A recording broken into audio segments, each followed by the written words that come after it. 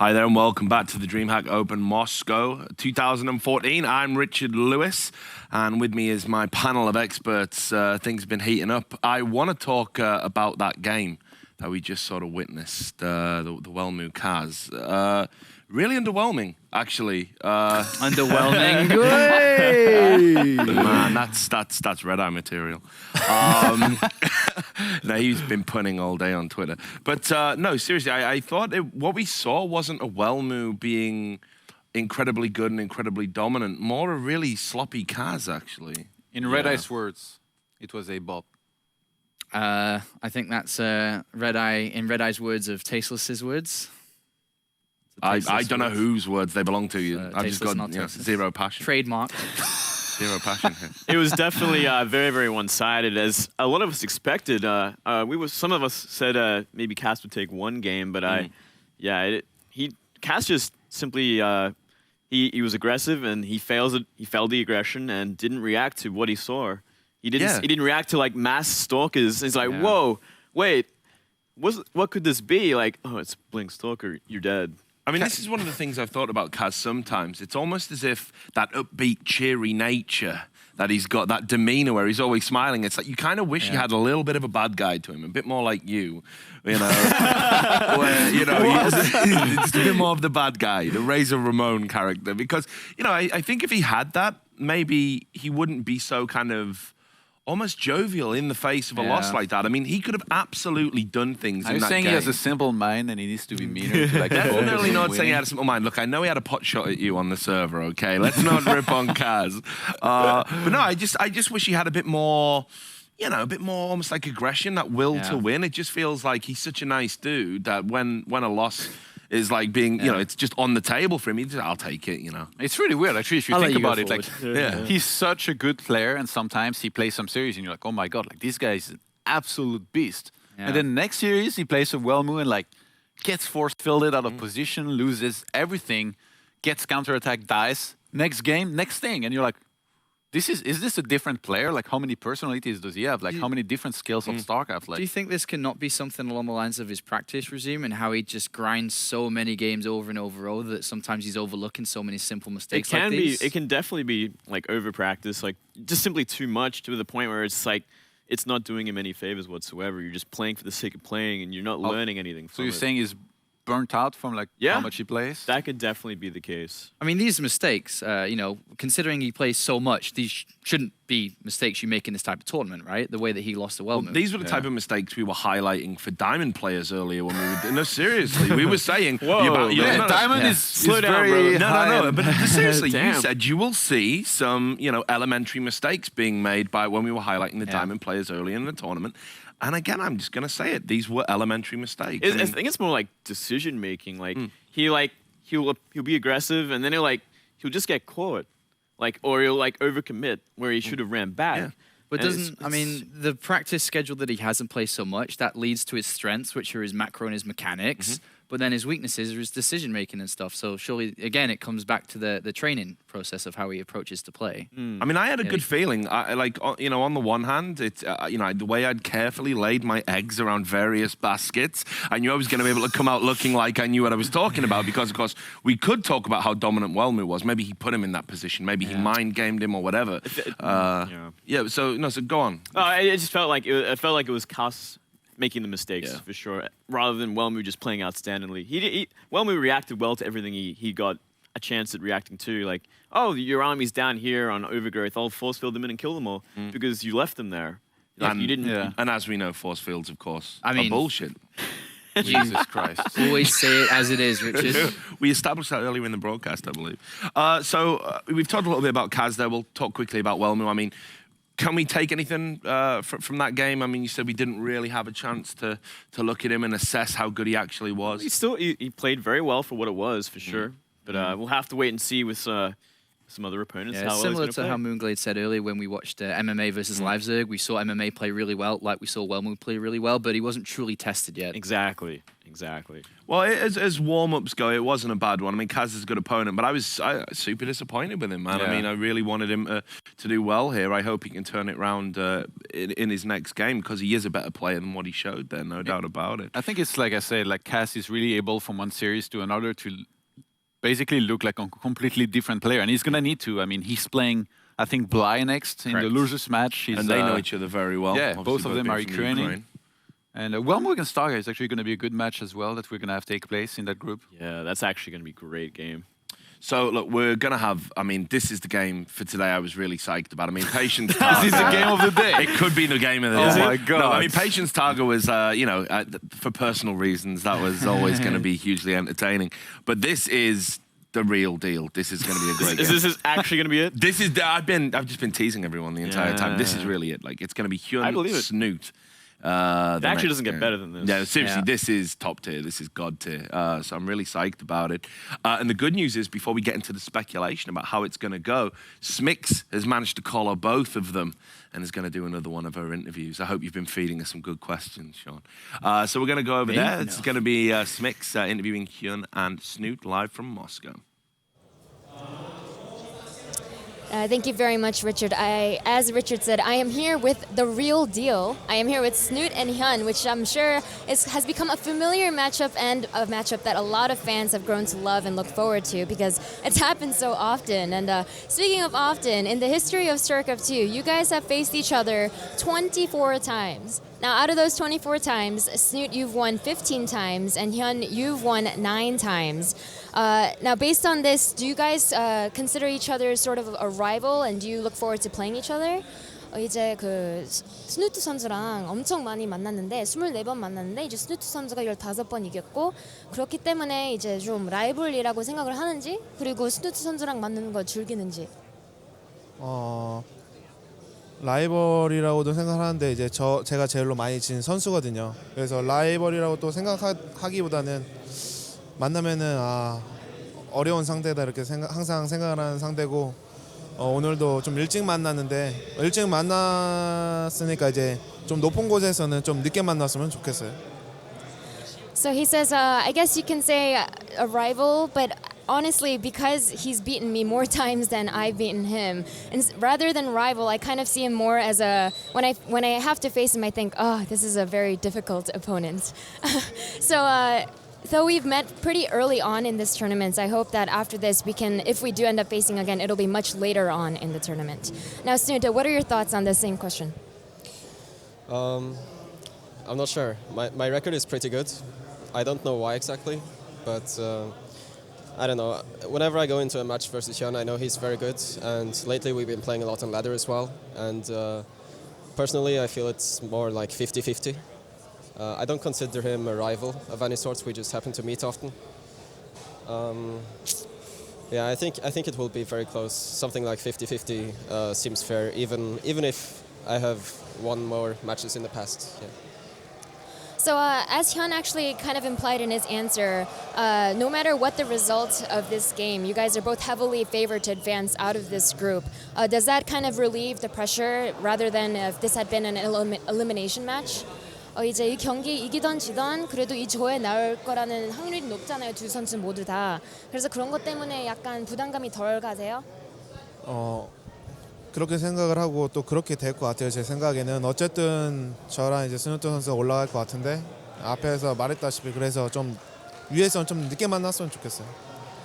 Yeah, I definitely agree. I think no matter what happens, Snute and I are definitely the favorites to make it out of this group. And as I said earlier, I hope that if I do meet him later in the tournament, it's much, much, much later. Snute, what are your thoughts? I feel the same way. I'm really happy that both of us can advance. I think it would be a shame if either of us were to be eliminated at this stage. But at the same time, it's very important to get first place because sometimes if you don't, it can be like a death sentence for the next round. So yeah, it's going to be very important to win this match. Now, HuyN, you are always a big tournament favorite no matter what tournament you attend. But speaking of tournaments, you're at almost every tournament we watch. You travel so much. Because of this, do you feel like it affects your play at all?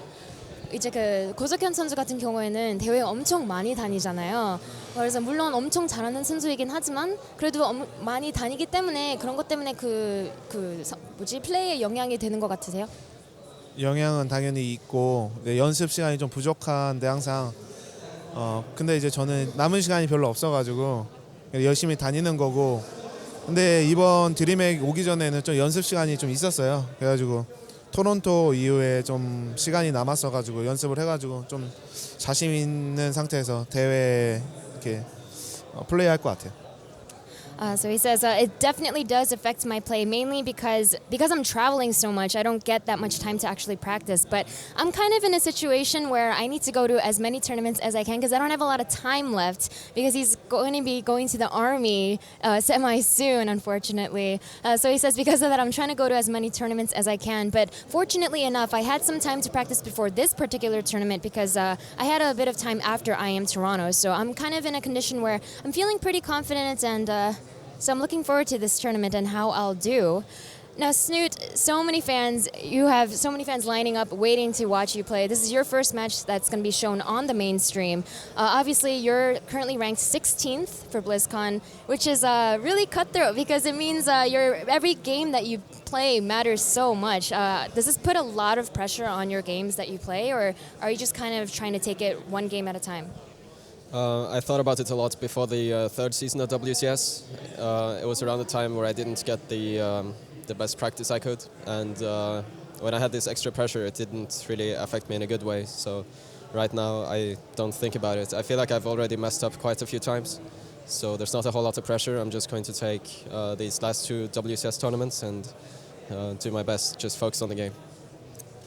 Great. Now, HuyN, let's talk WCS since we just talked about it with Snute. Region locked will be in effect for 2015. What are your plans? Do you plan on staying in Korea and competing in GSL? Do you plan on staying in Europe with all of your other friends who are competing in WCS Europe? What are your plans? 이제 2015년에는 리즌락이 되잖아요. 그래서 이제 고석현 선수 같은 경우에는 한국에서 GSL에서 할 건가요? 아니면 유럽에 같은 동료들처럼 유럽에 할 건가요? 락이 발표되긴 했는데 아직 어떻게 해야 될지는 생각을 하긴 했는데 어떻게 해야 될지 아직 결정을 못 해가지고 지금으로서는 잘 모르겠어요. So he says, I know that the region lock has been announced, but it's a really hard decision for me. I've been thinking about it, but I haven't made my full decision yet. So I guess we'll see what he does decide. But for now, it's this game that is in front of him. It's time to get this game situated and prepared. So let's actually head back to the studio desk while these guys get set up for their game.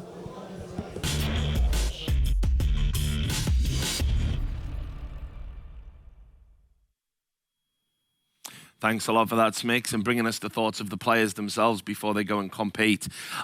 Incredibly classy and respectful display from both of them, considering they are, in effect, fierce rivals. I mean, they've played each other so many times. Snute's had the better of it. Not a lot of people get to say that about HuyN. So it was very interesting to see them talking to each other and how that kind of panned out. HuyN almost sounded as if he was intimidated by the prospect of playing Snute a little bit. He said that whenever he was drawn against him, he thought, oh, God, this is going to be a tough game. It's actually amazing to have that in our scene right now, to have Koreans that, HuyN's the most successful player in WCS. To have people like him scared of going up against Snute, and it's actually a shared opinion now by a lot of good Korean players. Protoss players after Protoss players, Terrans and Zergs, they are actually very afraid of this guy, and I think that's really, really good for StarCraft. I mean, what I liked as well, coming from Snute the other way, all of his media interactions have been really just downplaying his chances. It's gone beyond humility. He's talking about how, no, maybe I can't beat anyone. No, I don't even know how to play StarCraft, whatever. And he's really playing down, his chances, beyond. Well, that could actually say a lot about his current mindset as well. Maybe he's not feeling like he's on top of it like he should, because he's very, very good. He's by far the best foreigner at the moment. And he's been performing so well, beating all these Koreans. But at the same time, he just came off a loss from Jaedong in WEC. So not feeling the best. Maybe he's not feeling the best at this tournament. Yeah, but HuyN lost to Violet. We could say the same about this in the ZVZ in Toronto as well. So neither of them have won tournaments. I mean, recently, Snute did finish second in the tournament he just played in China, which was pretty impressive, not the most stacked tournament ever. He's been playing pretty well. The thing is, what really impresses me, we were looking at the stats before before coming back on air now, and I think Snute is plus 16 in maps against HuyN. That's How actually ridiculous insane. is that? Yeah, That because is every series absolutely. is really close too. It's like 1 or 2 maps advantage, and it builds up over time. That is impressive. One thing to go back to what you said about Snute and his media approach too. I think there was a really key point in one of his answers there that said, "I've thought about it a lot, and it's not been good for me." Like thinking about BlizzCon at the end of the day. In WCS Premier League, it's the place where you get the most points. He comes into Season 3 in Premier League, all right, man, this is it. This is where I rack up those points. This is where I can actually go to BlizzCon, and he fails in the round of 32. Yeah. And he mentioned it there again that, he's failed multiple times now. So I think the playing down aspect of what he says in a lot of his answers is, I don't want to think about it. I don't want to think about it. I don't want to think about it. I'm going to go to BlizzCon, but if I think about it, then I'm going to lose. So I really feel that he just doesn't want to think about that and just be like, one game at a time. I am good. I know I'm good, but I don't. It's like his own demons haunting him a little bit there. You got to take it one game at a time. You cannot be looking at that big picture and be like, oh, it'd be so great to win this tournament. I just need to win everything. Like, you got to be like, well, I got to play HuyN now. That's something you want to think about, and only that. You can take this one game at a time and get through that way. It's probably a much more healthy way to look at a tournament for sure. Something that I usually did when I played a lot of tournaments. Yeah, I think Snute actually, like, I don't think he's intentionally downplaying like any of like his opinions or like his shape. He's always giving it to us straight. Like when he says he's not confident, he's actually not confident. I talk to him a lot of events. He's like every event I go to, he's there basically. So I always ask him like, how are you feeling and all that. Yeah, and he's always like, oh man, I don't know, like it's really difficult and all that. And actually after Toronto, I was one of those guys. I would have hated if somebody did that to me, but I was one of those guys that went up to me and I was like, oh man, you need to make sure you score more points for BlizzCon and all that. And he's like, oh man, like, get away from me. Like, I don't want to talk about this anymore. And it's the way he's been talking about it too in interviews. And I think this is the proper mindset because you don't want to have that in the back of your head during the games. You don't want to start thinking as you take a lead against somebody in a very important game, oh my God, is this it? Is this going to be my BlizzCon ticket if I win here? Because then you might play worse. So it's better to just forget about it, even though you know that you have to try and do your best to make it. You just give your best in each game, take it game by game, tournament by tournament, and that's what Snute's doing. Well, I think as well, though, the pressure, just in terms of being that only foreigner to get to BlizzCon, the only foreign hope that we've got. I can't imagine carrying a weight like that. I mean, he's certainly a very different character to Naniwa, who I think was more than capable of carrying that weight of expectation. Yeah. Whereas, the same can be said for Stefano too. I think both of them can carry that very well. And Snute's a very different personality type. Yeah. So, I don't know, maybe it is a factor. I certainly hope it isn't. We shouldn't be applying that sort of pressure to him, really. It's not a very nice thing of us to do. No, Stop it. Okay. No, but, well, look, let's quickly jump in for some predictions. The players are getting warmed up. They're ready. They're hot to trot. It's pretty much ready to go. I'm just going to put this out there. I haven't done many predictions, and everyone I've done's been wrong. But I think Snute's going to take this. Yeah. I got a good feeling. So that's where I'm starting. Todd? I mean, both of them are going to advance anyway, and I'm pretty happy that they play in the group because that they're not going to play, I guess, for some time after that. I'm not sure exactly for how many matches, but let's just say Snute, just for the sake of playing in the next round against a second from a group rather than the first. Snute's going to win here. He needs it more than HuyN. So. Snute 2-1 for me. Yeah, I go with the same Moonglade. 2-0 for me. So hang on. 2-1. The game's ready. It's a Snute sweep. It's a Snute Snute sweep, man. This is real. And it's going to be over by the time we get to it. I know, man. Sorry. Go, man. Yeah, should have post. I get it. So it's going to be cast by Moonglade and Apollo, as you can probably tell. So we're going to take you to that game now. Get hyped. It's HuyN and Snute. And there's already a pool finish. 9-pool opening from HuyN immediately into this one. So we're jumping right in to the deep end here. Of course, it is HuyN to the bottom left-hand side here. Representing his sponsor, Roccat, with his 9-pool opening here, really starting this one with a bang, Moonglade. Yes, he is. Absolutely. With a boom, boom, bang. The boom, boom, bang, man. And of course, up here to the top right of all the growth is going to be Liquid Snute, who's opened up with a hatchery first. Into gas. Followed by a gas, and then the spawning pool, Moonglade. Talk to us about these two openers. Well, for sure, HuyN has the advantageous opening, and he's going to most definitely be able to do at least some damage. At the very, very least, he's going to be canceling that natural hatchery. So Snute going to be on the back foot from the start here. It's going to be how Snute's going to react to this and how far is HuyN Zerglings going to go? Is he going to go try and aim for some drones down? Is he going to leave that hatchery just to go up? It's a gasless 9-pool, so he won't end the game from it.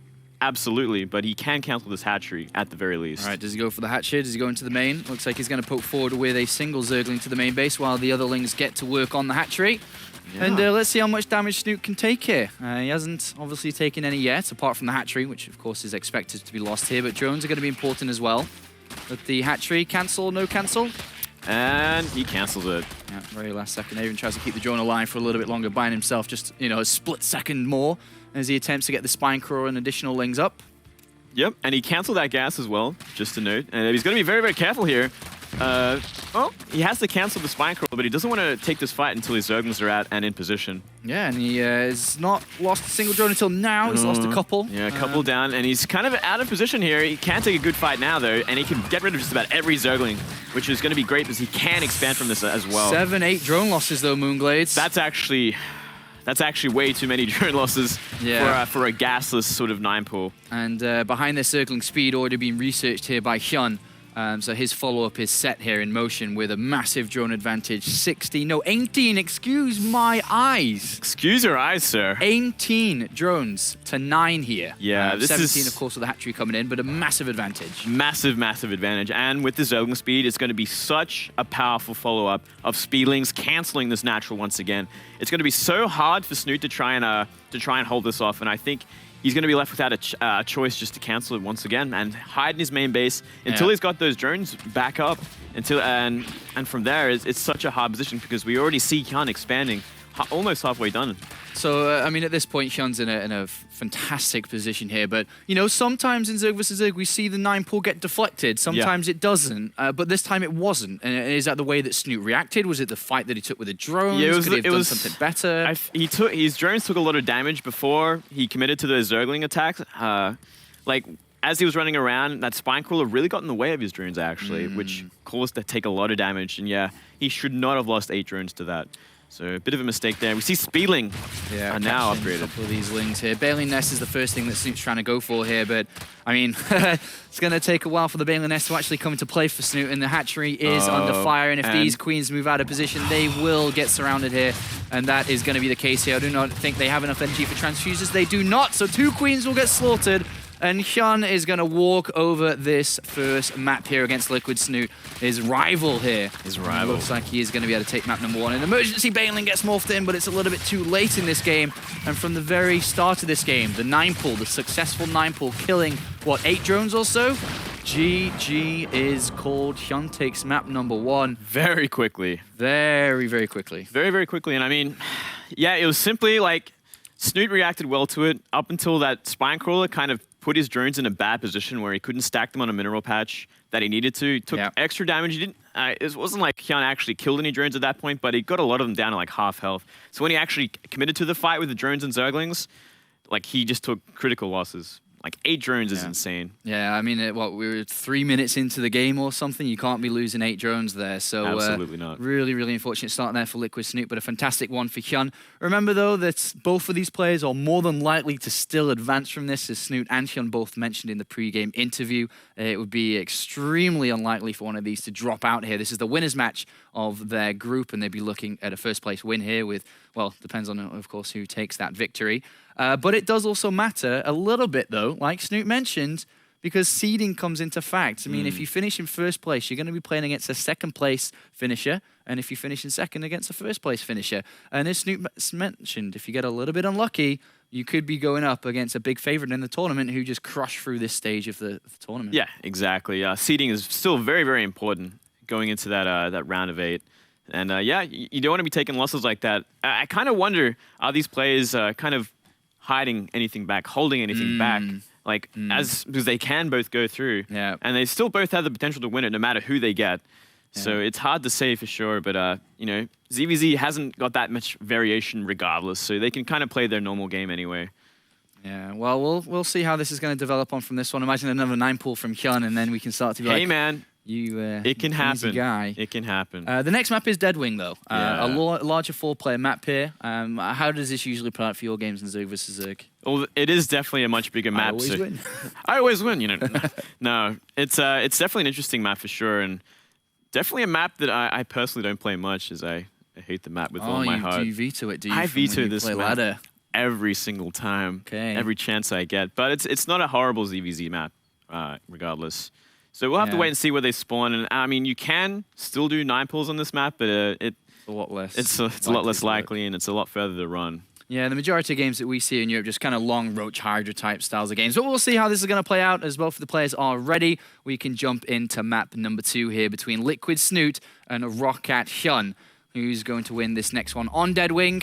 As up here to the top left-hand side is the blue Zerg player. All sponsored by Roccat. It is HuyN, the #1 ranked WCS player in the world. Oh, man. #1 HuyN. The #1. And then, of course, down here to the bottom right-hand side, playing for Team Liquid, a player who has much bigger goals than just this tournament. It's all about BlizzCon at the end of the year here, even though he doesn't really want to admit it as much right now. It is, of course, Liquid Snute as the red Zerg. We'll 9 pull. see if he can potentially draw this one up, Moonglade, but 9 HuyN pull again. HuyN going for another 9 pull. And we'll have to wait and see if it's going to be another gas. So we actually are going to see gas this time. We'll have to wait and see. It's going to tell a lot as to what his plans will be. Does Snute now open up with the same build that he wanted to on Overgrowth? The 15 hatch, the gas, the pool? I think it wouldn't be a bad idea for him to do so, but I mean, maybe he does want to play safe. He doesn't want to go out. Nope, he's going to go for that hatch first once again. So it's going to be up to Snute to kind of mitigate that damage. He obviously cannot react the same way he did last game, which is going to be the biggest thing of all. Well, the one big thing here, the difference between the two maps, obviously not just the size, but it's a 4-player map where, you can spawn in 2 locations here for HuyN, for HuyN, thinking about where Snute is, sorry. To the top right or to the bottom right side, or to the south, sorry, both south sides, excuse me. Exactly. But where does he send his units here? Because the Overlord, is he going to get there in time? I think it'll almost get there in time, and the fact that he didn't see an Overlord coming up, maybe it kind of gives him enough to know that, okay, he's bottom right, so I'm going to go straight there. Okay. And from here, I mean, Snute Gas and pool. went for gas into pool. He can, I mean, another thing is there's no 3 mineral patch sort of little nook that you can hide your workers in. So their potential for the same sort of damage that Snute took last game can happen this game too. Even more so, actually, in this game. Well, Snute saw the Lings in the middle of the map with that second Overlord, so let's see how he's going to defend this. The hatchery is there, but the Lings are going to go for it. There's going to be one Zergling pop into the main base to kind of address the situation of what could be coming up next or what he has to do here. Sees that the gas has been mined and that Zergling speed is an option here for Snute. Absolutely, and he left that hatch alone. Didn't cancel it either, so it's going to be up to Snute to defend against these Zerglings here. HuyN being very, very aggressive early on. We do see Zerglings being made for Snute at the same time. But Snute taking a lot of damage. Already lost 1 here. Critical damage and 3 more. And the Lings do pop out just in time, and then Snute turns around to fight with these drones. Gets a good couple of hits with these drones. He's not losing as many as he has last time. He's lost only 2 this time. Much, much better. At the same time, he's got Zergling speed on the way as well, so he can take map control very, very early on also. Does that give him the opportunity to maybe counterattack here? Or is he got to be very careful, actually? He just lost a couple of Lings very easily there. And the Lings of HuyN do get into the drone line, but casualties avoided here. So is there an option for a massive counterattack here? Zergling speed versus no Zergling speed? I think so. Can he cancel the hatch of HuyN on the natural here? Absolutely. And we do see a lot of Zerglings already being made. 8 more Zerglings, 10 more. So Snute is going for that counterattack.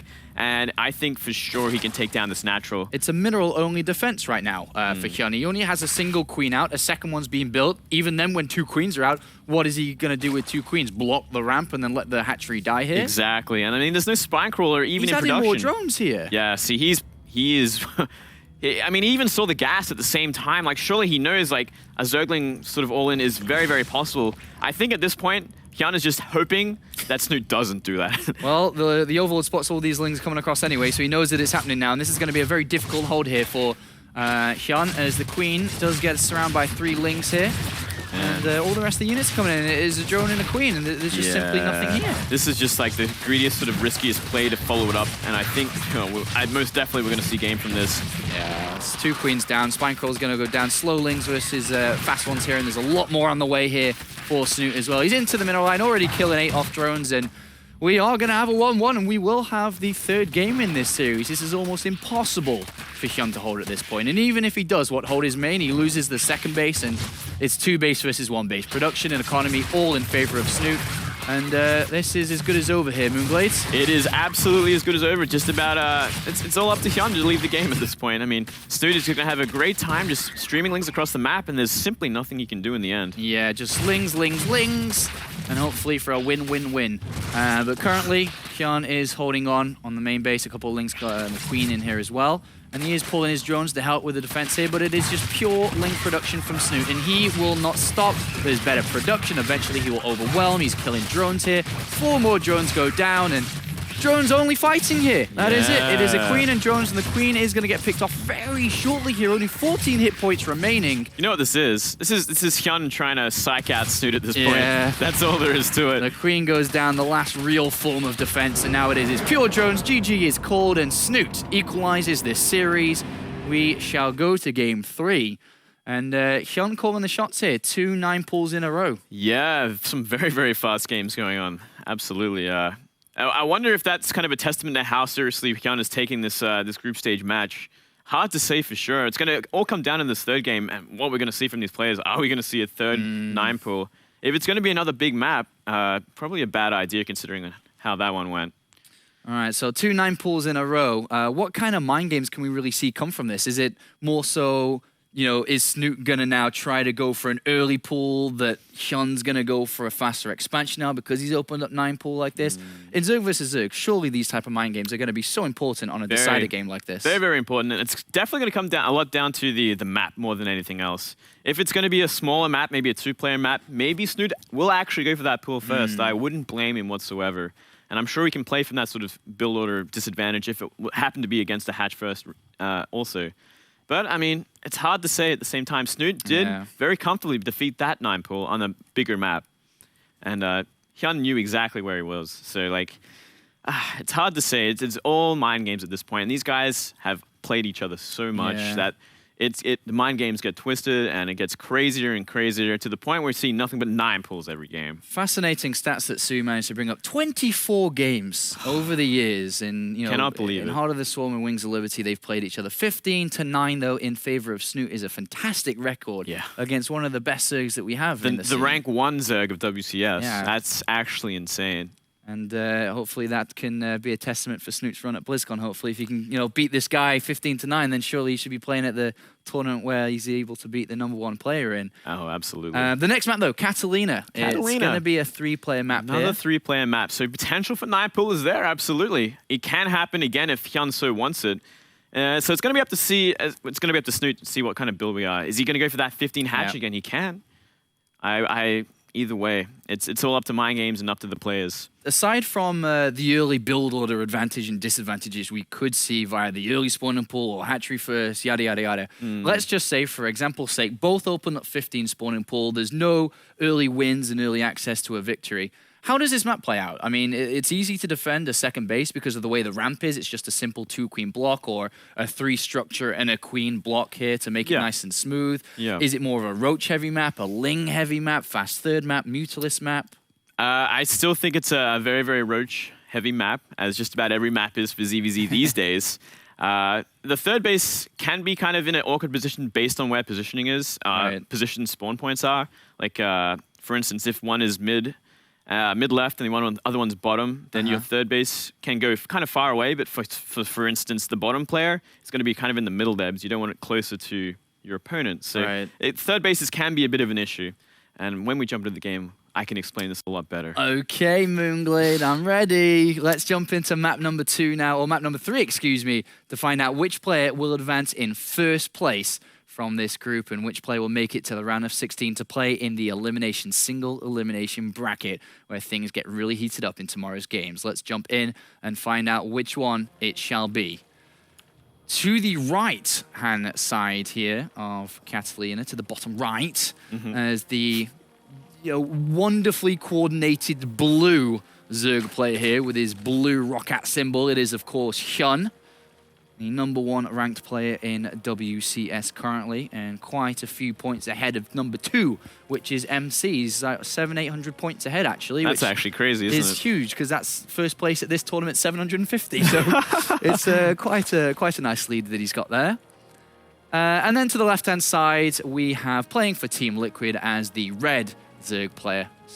Nicely pushed away to the left here. It is, of course, Snute. Absolutely. And as you can see, Snute going for that 15 pull, so he is going to play this game safe. He doesn't want to deal with another 9 pull. And HuyN changing things up, going for that 15 hatch finally. So this is something I was kind of talking about after game 2. We might see these player reactions, and HuyN going to take advantage of the first 2 games there, putting the fear of a 9 pull into Snute. Snute reacting with this. It's not too much of a disadvantage, but it's always nice to have that 15 hatch versus 15 pull sort of opening.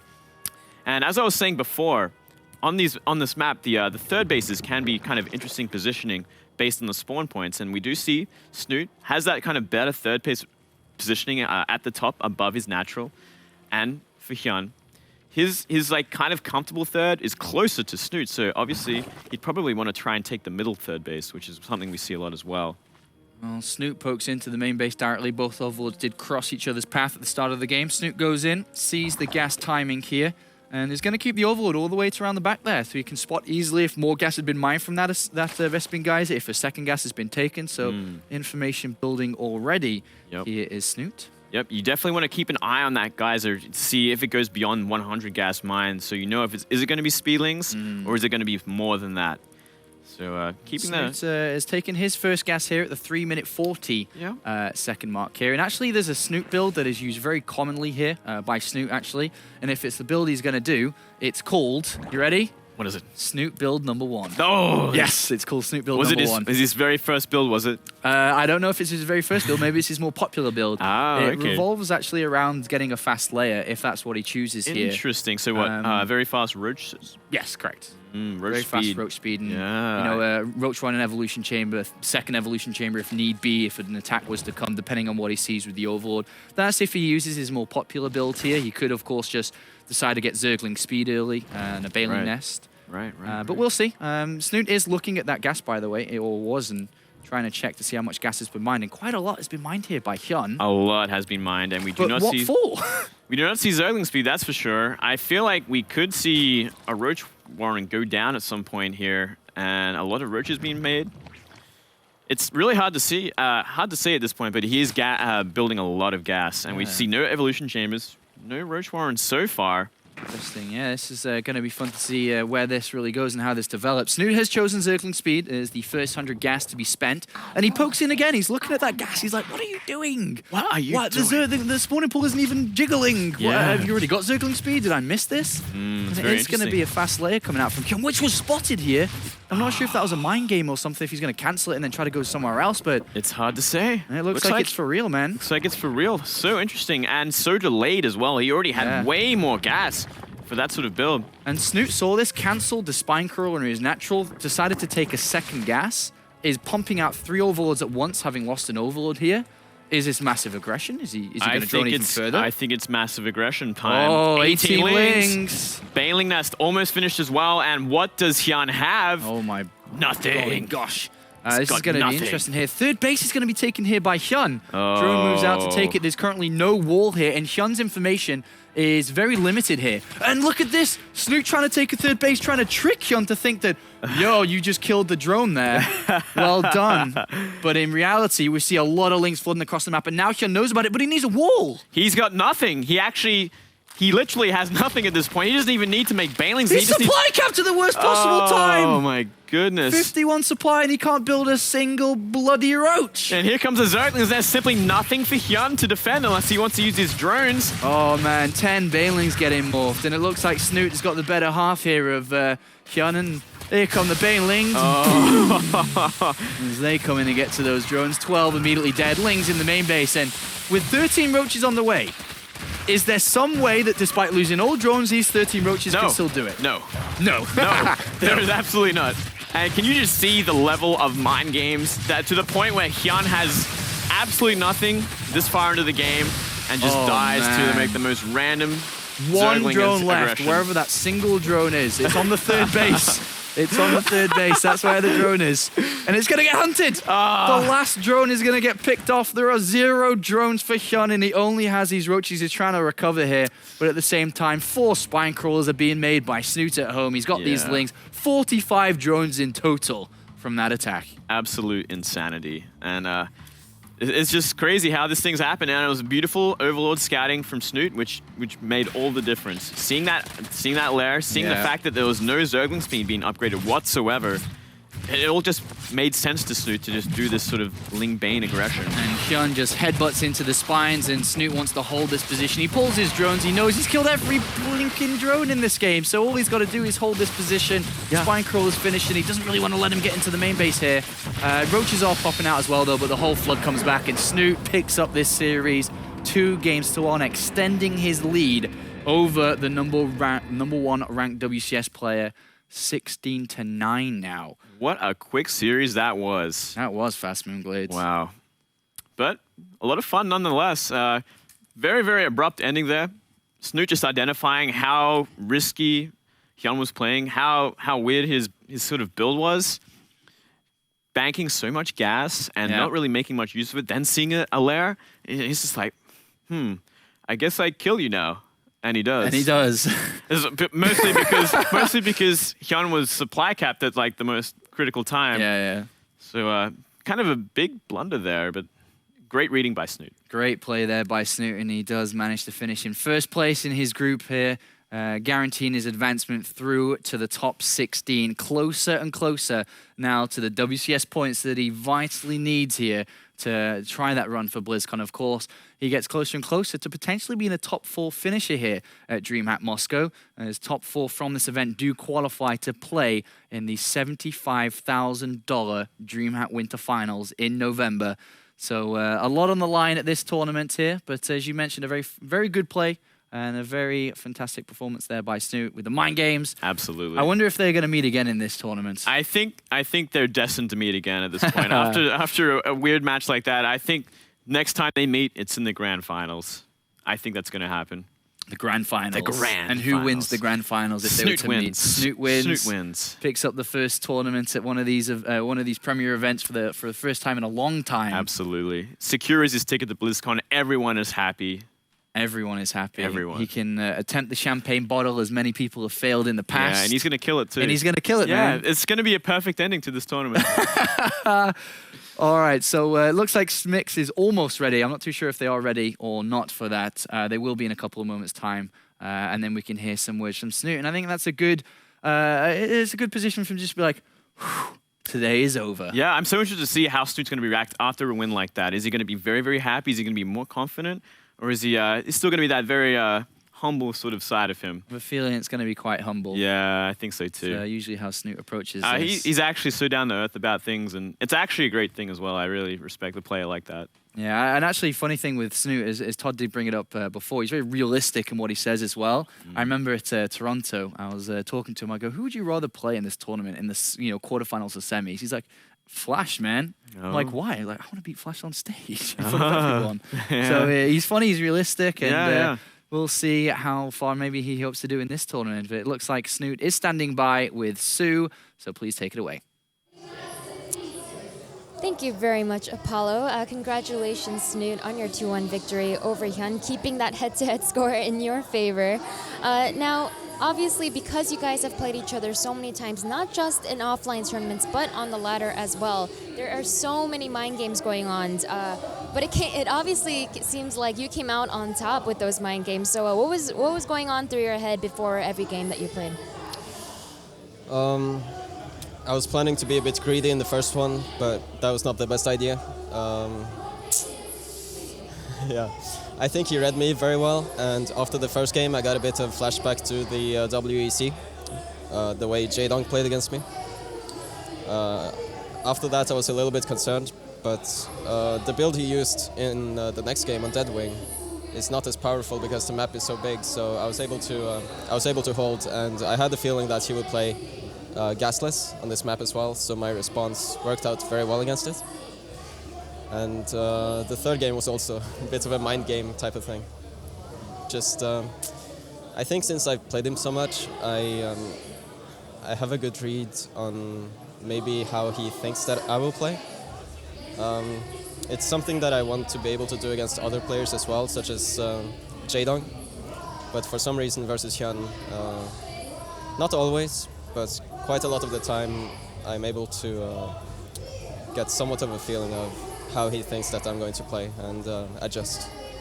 Yeah, it seems like you're especially able to read him at these offline tournaments because your head-to-head score is so much in favor of you. Now, you're one step away from the round of 16. You just have to play one more player in your group, but it is obviously favored that you will move on. Now, you've played in many different tournaments, and you've won actually many different tournaments, but you have yet to secure a DreamHack title. Now, you have a really good shot here in Moscow, and because you live in Europe where there's actually a lot of Koreans that play on ladder over there, and a lot of those Koreans are actually here. Do you feel like that gives you an advantage going into just moving on in this tournament? I feel like the Koreans moving to Europe has helped me improve my general skill a lot. But still, you know, they are the ones who teach me. They are the ones who teach me how to play. They point out my mistakes on ladder, and those are the same people that come to this tournament. So I don't feel like I'm at a big advantage. But it's very different from if they were coming from Korea and the Europe server would not have this quality of practice. It would obviously be a lot more difficult for me.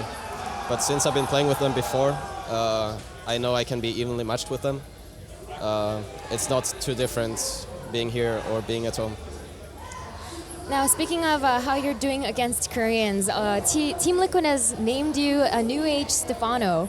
And obviously, judging by your facial expression, you don't seem too happy about that. But they named you that because you are doing really, really well against Koreans in an era where it seems that the Koreans are just dominating more than ever. How do you feel about that title that Team Liquid put on you, and what do you think you attribute your recent, I guess not recent, but success to overall? I think it's a bit too soon to bring up Stefano. I think he was way more successful than any other foreigner has been. Well, Naniwa is close too. I think so far I need to prove myself a lot to catch up to those two. But of course it's a compliment. I'm very grateful for it. And I think the recent improvements come from after my stay in the CJ house. I got a lot of useful practice, and then I went back to Europe, which after a while I kind of missed being at home and being around my friends, and after a while that kind of kicked in. I got in a very good mood, enjoyed the game a lot more. So I think just being able to gradually improve my life situation and practicing a lot. I don't know, my practice hasn't really changed a whole lot. I still play a ton. I play quite a lot, so yeah, it's not easy to say what exactly made me better, but yeah. Now, for my last question, it's funny because every time I interview you or watch your interviews, despite being one of the best, if not the best foreigner currently, you always seem very, very humble, and even that is kind of an overstatement. Sometimes you almost seem like, I don't want to say you don't seem confident, but you always kind of downplay yourself. Is that something you do kind of consciously, or is that just your personality, or what's going on there? It's a bit of a mix. It's both a very negative thing. Sometimes I'm way too hard on myself, but it's also one of the reasons why I'm able to improve. I get very angry when I lose. It's not something I show. And I wouldn't even say angry, but I wish I could do better every time. So there is some disappointment to it, but it's also very inspiring to work with. I mean, it's not like it's very horrible, and I'm not trying to be humble by any means. I just feel like I can do so much better if I change a few things. Well, it's clearly a great mindset to have because you have been doing so well. So best of luck. You do have one more match left before you head to the round of 16, but you are the clear favorite. So best of luck. And we are actually going to head to a break, but when we come back, we'll have the last match of Group Stage 2 broadcast on this main stream, so don't go anywhere.